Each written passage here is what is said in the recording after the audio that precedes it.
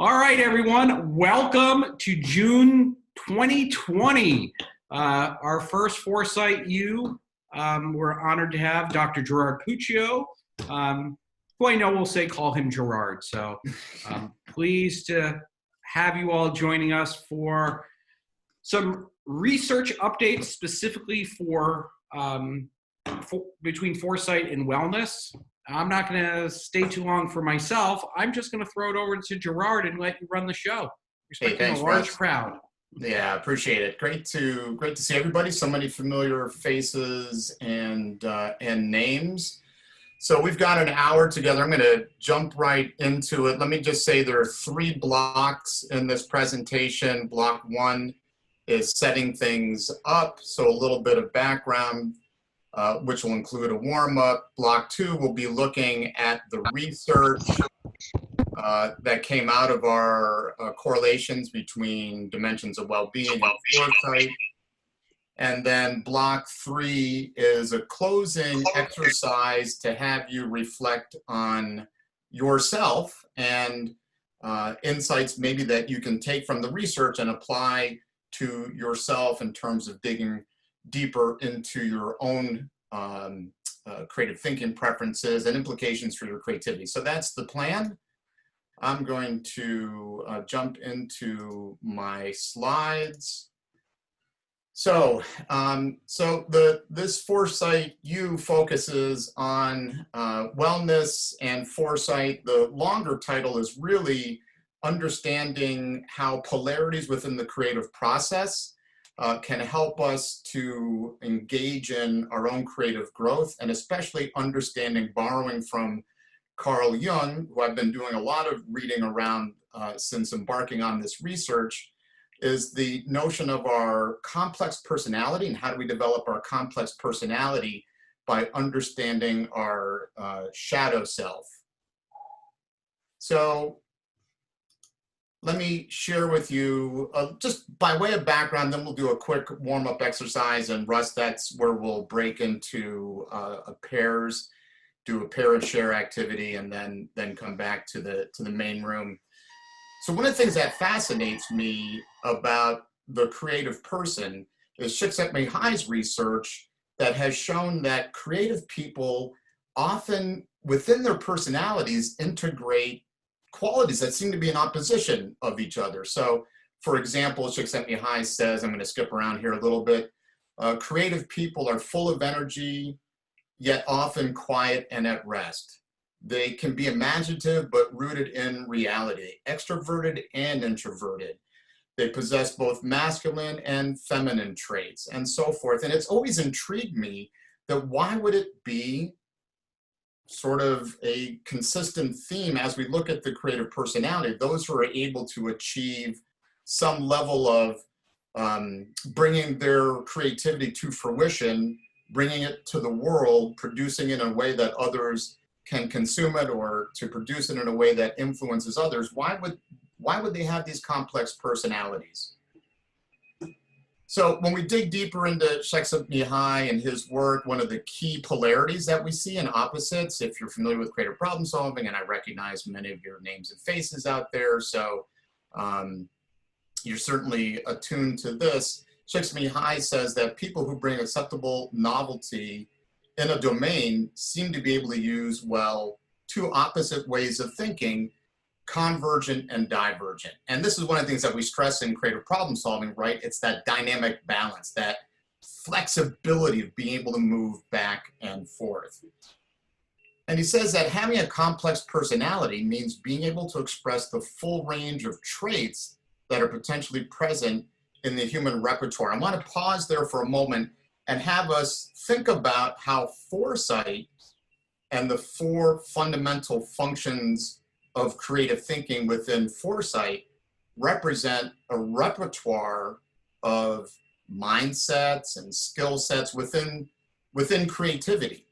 And that perhaps as we look at FourSight as a way of providing a range of aspects of the universal creative process, that one of the things that we ought to be thinking about doing is how do we expand our own bandwidth? Because if we don't, as Csikszentmihalyi goes on to say, he says, but usually atrophy because we think that one or the other pole is good, whereas the other extreme is bad. And that's a dangerous thing to get into this binary way of thinking.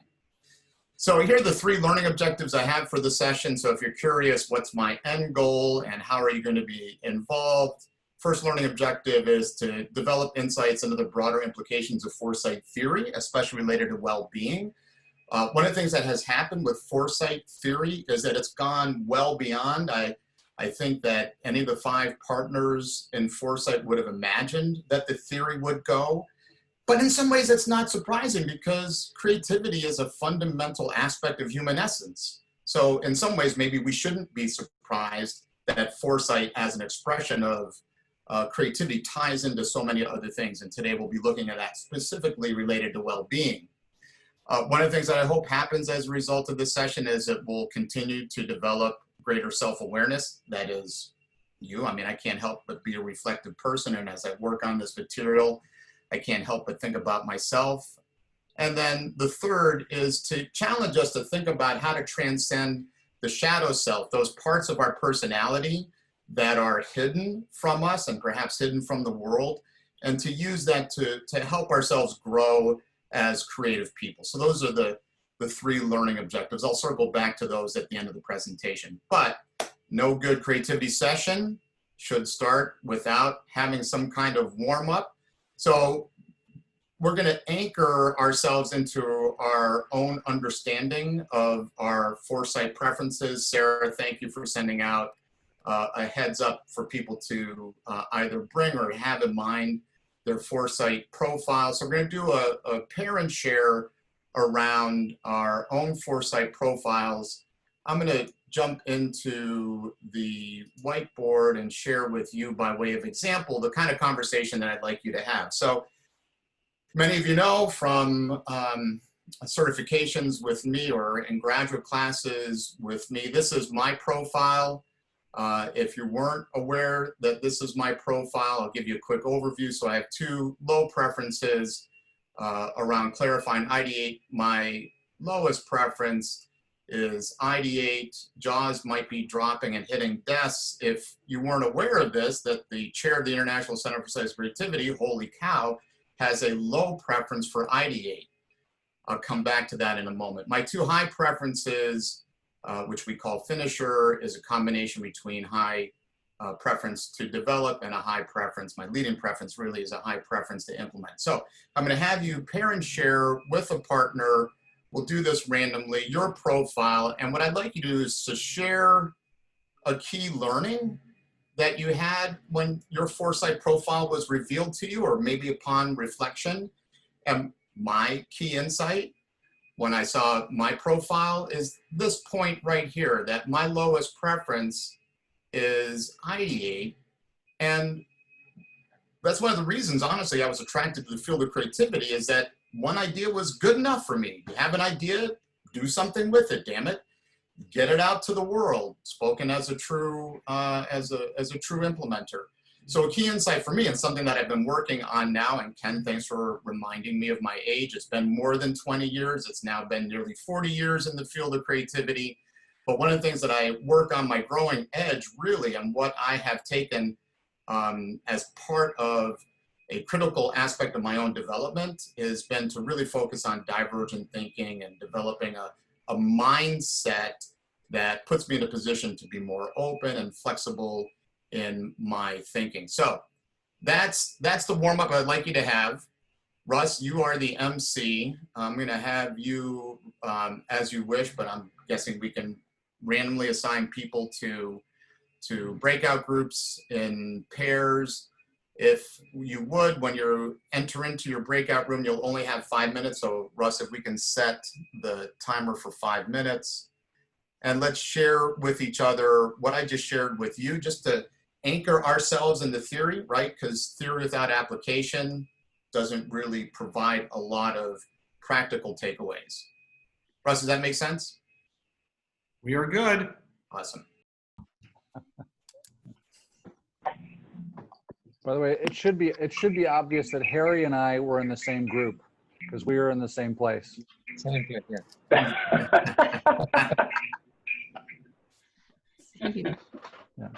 just on opposite sides of the tree, apparently. Oh, I see. Good social distancing. Well done. Yeah. Well done. Thank you. It's either that or a mask, and just Yeah. easier not to. The tree was better. Better tree. So Russ, are the breakout rooms officially Everyone's closed now? back. Okay, awesome. Everyone's Thanks. back. Awesome. So the purpose behind that warm-up exercise, we've got a crowd of like 50 people. So we're going to go one by one, and each person's going to report out. No, we're not going to do that. I see Jonathan almost fell off his chair On the beach. onto the beach, off his beach chair. No, we're going to jump right into the research. I wanted to start this off by having you frame and revisit your own FourSight preferences. So let's get into why you're all here, which is to look at the results of our research into well-being. So again, the warm-up was designed to have you think about your FourSight profile and some of your key takeaways. I know many of you will be dying to read the research article after this. Quick shout out to my 3 colleagues who co-authored the paper with me. Pam Zalay from the Mental Health Association in Niagara County here in Western New York, Selchuk Ajar, who's an associate professor at Buffalo State, and Amber Boyer, who's a psychologist, clinical psychologist at Horizon Health Center. Also, call out to Christine Boyko-Head, who helped support the research by providing us access to her students. So origin story behind the research, what got us interested in this research, and when I say we, this was conversation with Blair Miller and Sarah Thurber, and those of you close to FourSight, you've heard this conversation a bit at FourSight certifications as well as at FourSight forums, and that was a study done by White and Shaw that discovered a connection between the ideating preference and attention deficit disorder, which got us thinking about, that's 2 ways of looking at the same thing. On one hand, it's a negative label. ADD is not something you necessarily want to be labeled with, but ideating or ideator, that's a more positive label. And for me, this really hit home because one of my sons was diagnosed as having ADD and was prescribed medication. And it got me thinking, well, maybe there are other treatments. If we don't think about it as ADD, if we think about it as ideating, which has so many beautiful qualities to it, maybe there are other ways to approach this. So it got all of us thinking about, well, how does FourSight connect to well-being? So we broadened that and we went into 6 dimensions of well-being. This is the research I'm going to share with you. So Amber Boyd, especially because of her clinical psychology background, went and found measures that were publicly available in these 6 areas. So anxiety was one, which is a feeling of worry or fear. Obsessive compulsive disorder, which is excessively focusing on something, which leads to repetitive behaviors. Perseverance, which is the ability to remain focused on a task, that stick-to-itiveness. And sorry, we're using these in the psychological sense, so they all don't go in the same direction. Hope you can get your mind around that disparity. Premeditation, which is the ability to think before acting, so reflecting and closely considering a situation. Sensation seeking, which is the intense desire to have novel experiences. And then urgency, which is a tendency to act rashly under extreme emotions. So you can't stop yourself from moving forward, having that sense to drive forward. So these are the correlations. I'm going to take each row one at a time and sort of unpack it. I'm going to jump back and forth between the slide deck here and whiteboard. So if we look at the first row here, which gives us anxiety against the 4 FourSight scales, we see one correlation with implementing pops up with a negative correlation, which means an inverse relationship. So let's unpack that a little bit. Notice that the other 3 scales don't correlate, meaning there's no specific pattern there, but with anxiety and implementing, there is a particular pattern. So let's take a look at this pattern. Oh no, and all of my whiteboards disappeared. Okay, so I'm gonna have to freehand this. So on one continuum, we have the implement scale, and on the other, we have anxiety. And what this correlation of -24 would indicate is that as our score for implementer, as the preference for implementer rises, we get this kind of a pattern where high scores on implement correspond with lower anxiety, and lower scores on implement, lower preferences, correspond with higher levels of anxiety, which in some ways, if you think about that from a theoretical standpoint, it sort of makes sense that people who express a high preference to implement, who move quickly into doing, who move quickly into action, tend to be less anxious. You can imagine where anxiety would get in the way. If we look at the lower end of this preference scale, if you are a low implementer, you might have a tendency to engage in higher levels of anxiety, which would stop you from being able to move forward. So let me jump back into the slides and carry on. So we'll take each one of these one at a time. So when we go into obsessive compulsive disorder, we find two correlations pop up. The clarifying correlation is positive at a 0.19, coefficient of 0.19. Developing is also positive at 0.23. Let me again sort of map this out for you because I think visuals are helpful to look at. So if we once again graph this out, and on one side we have OCD, and we have high expressions of OCD and low expressions. And let's just take developer. It's the same for clarifier, low preferences for developing and high preferences for developing. What we find is this kind of a pattern, which would indicate, let's take the high preferences. So high preferences for developing tend to correspond with higher indications of obsessive compulsive disorder. So getting fixated, wanting to get things perfect, wanting to get things right. So hopefully that visual underscores that particular correlation. Jump back in. I'm going to jump back and forth. I'm hoping the visuals are helping you out. Sensation seeking. Now, this is really fascinating. We have 4 scales on FourSight. 3 of the 4 correlate with sensation seeking, which is that, again, desire for novel experiences, intense experiences. 1 of the 4, especially when you look at the ideate preference, and in the world of psychology, this is a pretty sizable correlation coefficient and shouldn't be surprising. Ideating correlated in a way that higher preferences for ideating related to higher desires for sensation seeking. But also notice, and I'm going to point this out as well when I jump into the whiteboard, that developing, that developer preference was correlated with sensation seeking, but clarifying wasn't. And one of the things that occurred as a result of this research study is that we were able to draw more clear distinctions between clarifying and developing. So again, let's take we'll start with the largest correlation. We have ideating here, low and high.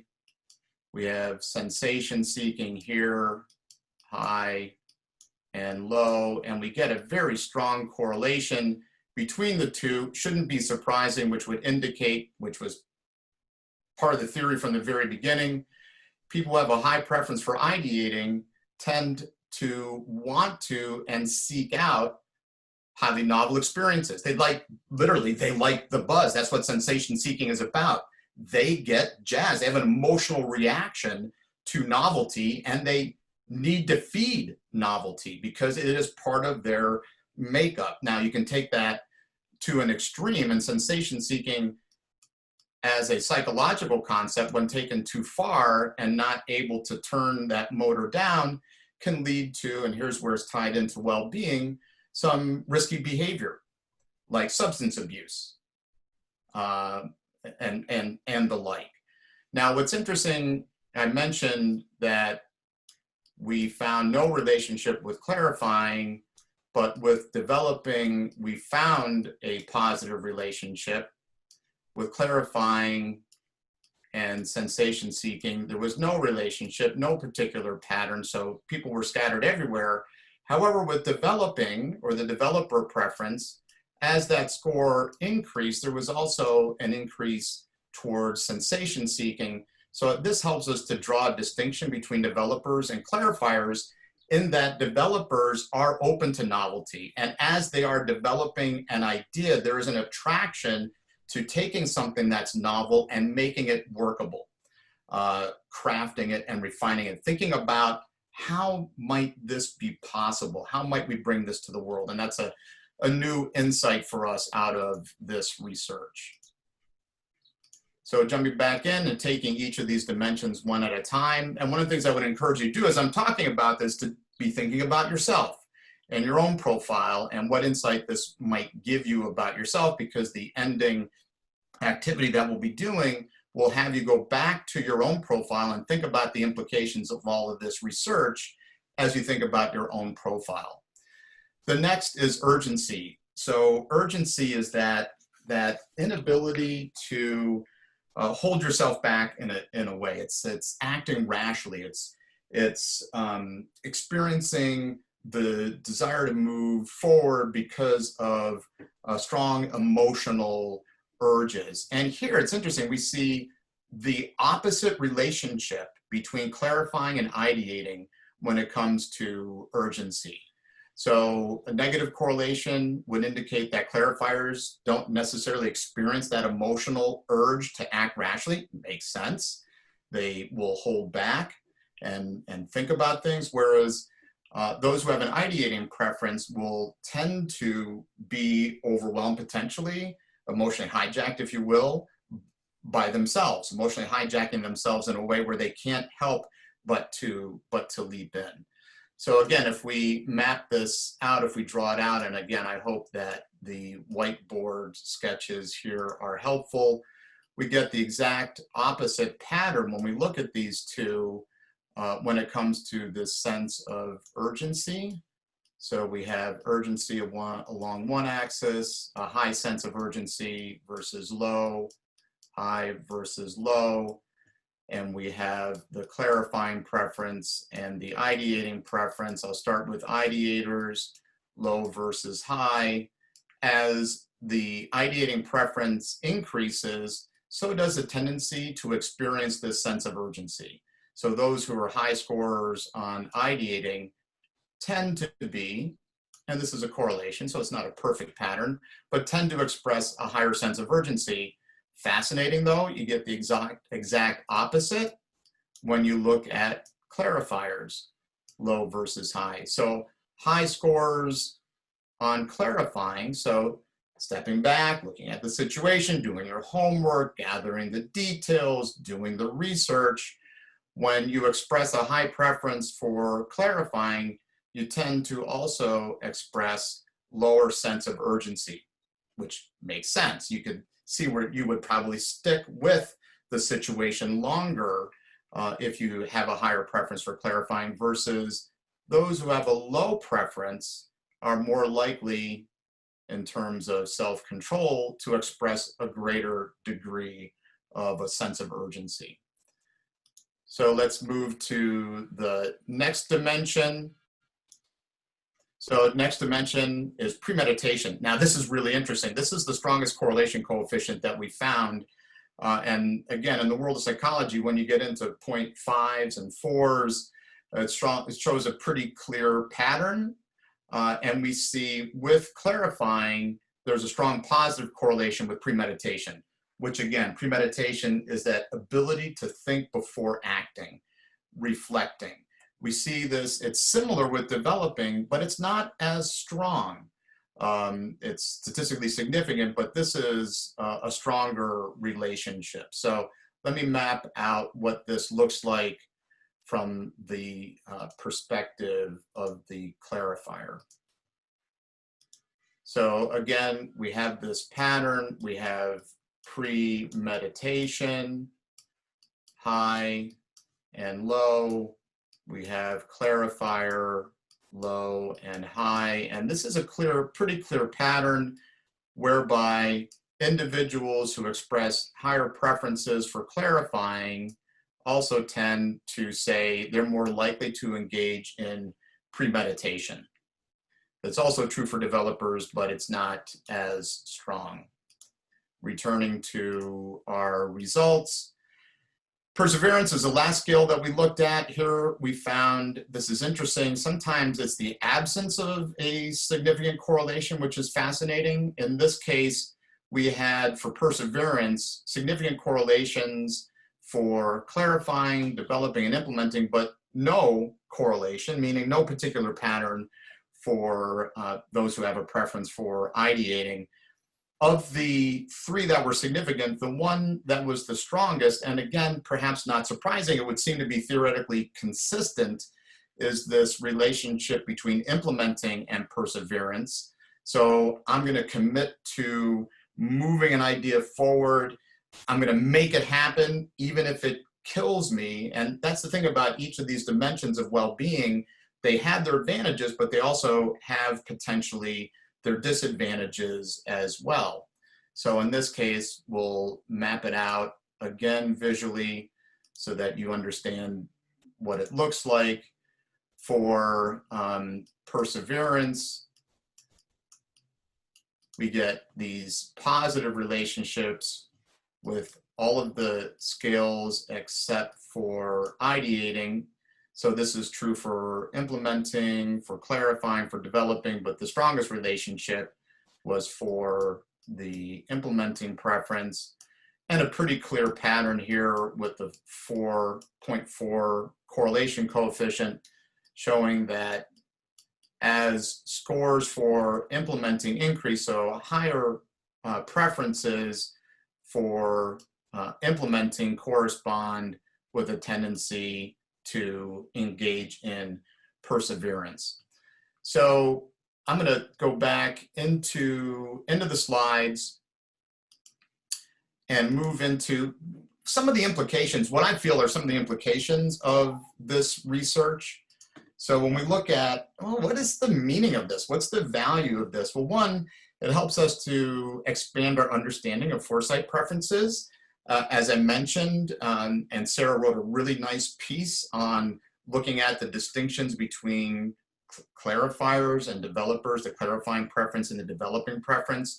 And this helped us to better understand clarifiers, because of the tendency to premeditate, really, really reflect on how things are.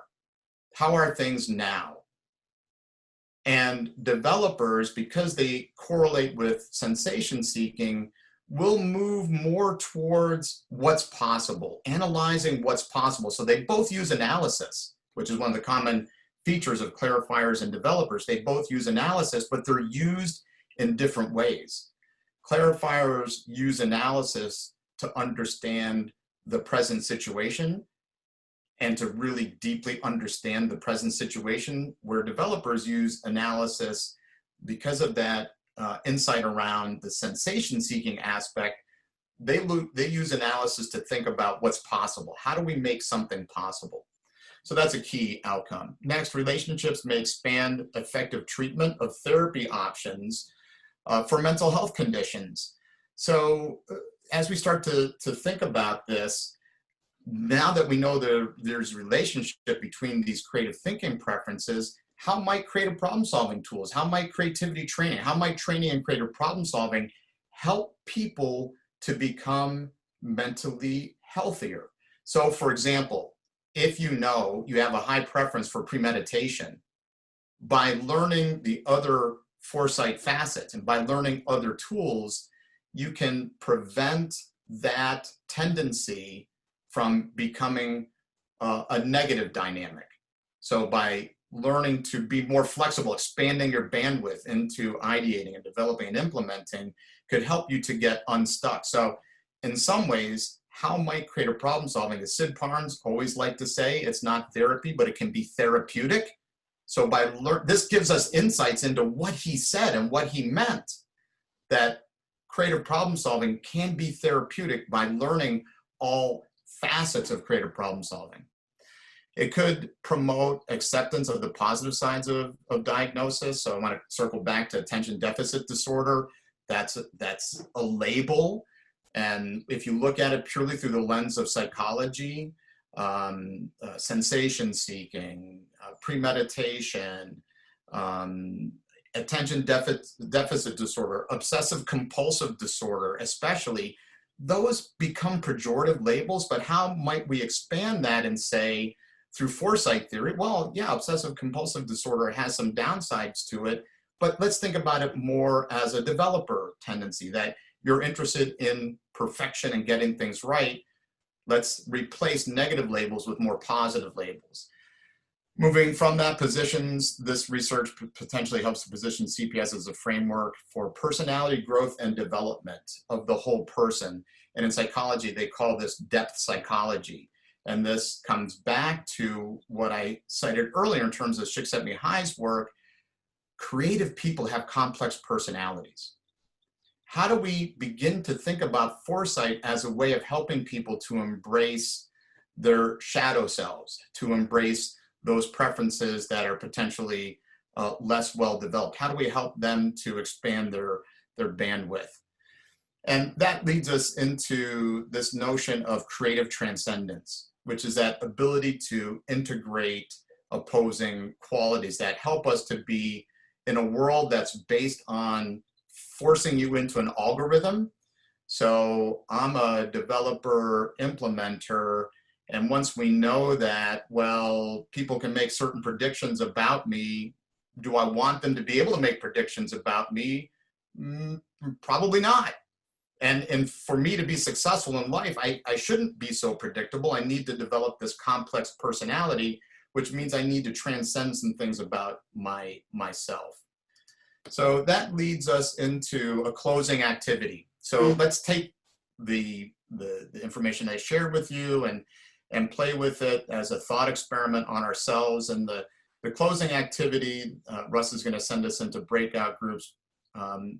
Again, pair and share. I'm going to have you talk about in what ways might you transcend opposite. Those are potential tension points within your own FourSight profile. And those can be tension points within a single preference, one scale, or it can be tension between preferences. And let me describe what I mean by that. I'm going to go back to the whiteboard. I'm going to go into my own profile again, and through being transparent and vulnerable. So what this might reveal to me in terms of tension within a preference, I have a low preference for ideating. And when I look at my own growth and I think about the fact that there are times when I probably need to be a high ideator, this creates a tension point within a scale for me. I have this shadow lurking there because my preference is pretty clear in terms of having a low preference for ideating.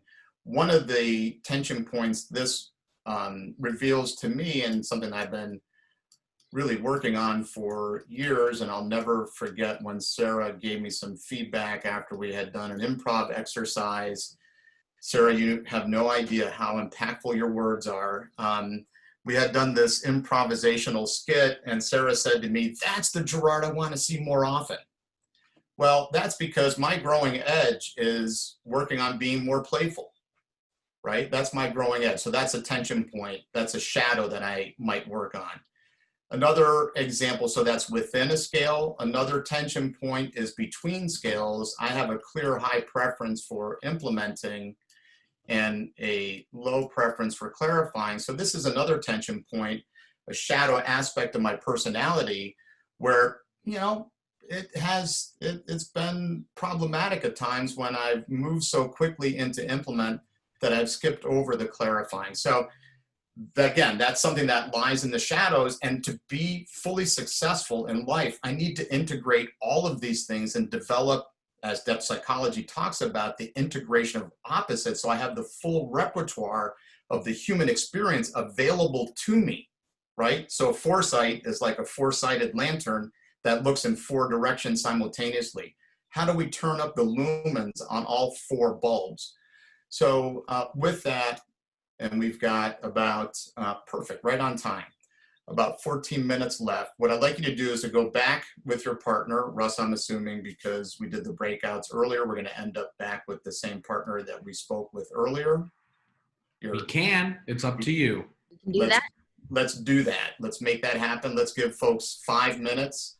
Again, what I'd like you to do now is to revisit your own profile and take some of what I've talked about in terms of these aspects of well-being and see what insights that you get as you think about either within a particular scale, maybe something that's a shadow, or the tension between 2 scales that might stand out in opposition.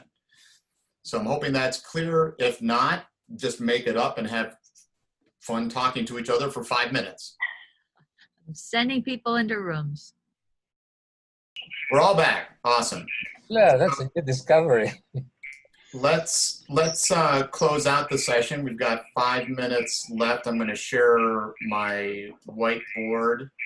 I'm going to have you interact with me. So I'm going to have you respond to the 3 learning objectives that I had. One was about expanding FourSight theory. One was related to developing your own self-awareness. Thank you to the person who's already given me their heart. I'm assuming that's Jonathan. I'm not an implementer, Gerard, not me. Oh, okay. So thank you. Someone obviously knows how to use the annotate. So to what degree in terms of the 3rd goal was to start thinking about developing our own personalities.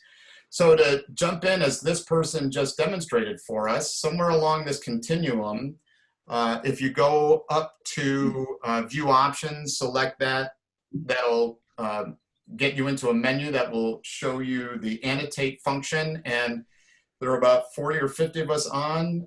Make a choice in terms of how you think I did, at least in getting us started on those learning objectives. And then I will entertain in the few minutes that we have left any questions or observations. Votes are coming in. Look at this. How do you do that? So you go up to view options, click on view options. That'll open up a menu, and when you scroll down, annotate is an option, the option that you want to select, and then you can click on, when the annotate tools open up, click on stamp or click on draw, and then you can mark on my whiteboard.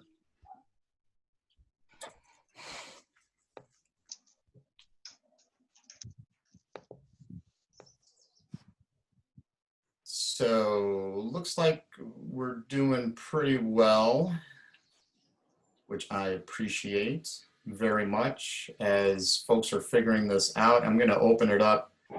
One of the things that I learned from Jonathan is to not be afraid of cross chatter. So you can raise your hand or you can jump in, and I don't know, Sarah, if you can see hands as they're being raised, and you can call on someone. We've got a few minutes. I'm curious to get either feedback or questions that you might have as we close this down. Can I ask a quick question? I know that's cheating, but why did you pick those 6 dimensions? Why those 6? Great question. So Sarah, if you might remember, one night over port, you, Blair, and I had a conversation at your kitchen table. I think maybe you had a little too much port, and you might not remember this. But we started creating some hypotheses, looking at like the ideating preference and the fact that it related to ADD. And we said, well, what form of well-being might we predict would be related to clarifying? And then, so what we did based on that conversation, then following up with Amber and Pam, was to then find dimensions in psychology that we thought would give us a range of hypotheses to intersect with. We wanted to cast the widest net possible. We didn't want everything to be related to ideating. So based on that conversation, as often happens over port, we had that productive conversation that then fed into our research hypotheses. Well, and to be perfectly honest, that was a conversation that carried over for the next couple of days.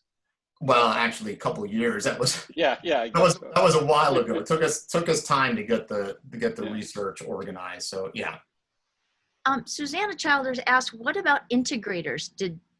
Would there be future research looking at that, or how would we? That's a great question. When I was talking to Ann Manning, she reminded me of her own preference, the integrating preference. So I have two thoughts on that. One is often there is a profile within the integrating profile. And so the correlations would hold as well. So if you have an integrating profile that leans towards ideating, well, you can see a slight leaning then towards sensation seeking. So when you're talking about correlations, it does take the integrating preference into account, especially, of course, if there's some shape to that. Second response to that is the data set was 196 people. We need a much larger data set to look at all the profile combinations, and that would be absolutely lovely to do. And one of the things that we're doing now is to encourage other people who are working on dissertations and so forth to come forward and pick up with this research so that we can build, we need honestly a data set of like 500 people to get into the specific combinations. Can you take another question? Earl actually had a great question. Earl, would you mind pitching your question? I think I'm unmuted. So all the research makes a lot of sense, except one thing stuck out to me, and Michael as well. So there's no correlation between urgency and implementing, and that just seems very anti-intuitive to me. Can you speak more about that? Well, that's a great question. It's a great observation. It surprised us too. Now, remember what urgency is when you're driven by a strong sense of emotion to move forward, where you're emotionally hijacked. One of the things that we know from Dr. Miller's research is that implementers show social aplomb. They're grounded. They're not easily shaken. So maybe this gives us further insight into that relationship where implementers aren't necessarily easily emotionally hijacked by themselves. A sense of urgency is where you can't help yourself, right? You can't help but move forward. You feel, well, like an ideator. Oh, let me try this. Oh, let me try this. Oh, let me try this. Let me try this. It's because you're not necessarily reflecting on it before you leap into it. So the data shows what the data shows. I appreciate the question. That we were surprised as well. That's sort of my post-study rationalization in terms of understanding that intersection. It'd be interesting to going back to the definition of urgency, it in the paper is the tendency to act rashly under extreme emotions, and that's an interesting sense, because the popular definition of urgency, a sense of urgency, is, oh, I just have to do something. I want to do something, but the rash. As you think, Blair, it may not feel extreme to an implementer. It's just life. It's just what you do. You just do it. And so as you're really underscoring there, it may not be that. For them, it's not a sense of urgency. It's just a sense of, this is how I go through life. Well, we can take the next couple of years thinking about that, trying to sort it out. It is 2 o'clock, and I want to respect everyone's time, but this really is exploratory research. This is the beginning of a really rich path into learning more about FourSight and its correlations to well-being and wellness. And so your questions will help fuel research all around. I'm sure this is the beginning of a conversation and not the end of it. And Gerard, thank you so much for sharing and for drawing and redrawing on the fly. You were so quick with that whiteboard, but it really worked. It really Thanks. helped. Thanks. I thank you all for letting me explore these ideas with you. As Sarah said, this is just the beginning of the research. Encourage you, if you really want to understand the implications of it, this was a quick highlight. Go ahead and go in and grab that PDF of the article that Sarah provided the link to. And thanks for all the questions. Absolutely. Thank you guys for coming. We'll send you a follow-up with that link separately, the PDF, so you'll be able to get the article. Bye, guys. Thanks, everyone. Great to see everybody.